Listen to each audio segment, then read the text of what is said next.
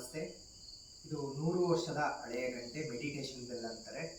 ಥೈಲ್ಯಾಂಡ್ಗೆ ಹೋದಾಗ ನಾನು ಒಬ್ಬರು ವಿಪಾಸಂತು ಬಂತೆ ನನ್ನ ಯೋಗ ಸಾಧನೆಯನ್ನು ನೋಡಿ, ಯೋಗ ಮಾಡೋದನ್ನು ನೋಡಿ ಅದು ನನಗೆ ಕಾಣಿಕೆಯಾಗಿ ಕೊಟ್ಟಿದ್ದಾರೆ. ಇದನ್ನು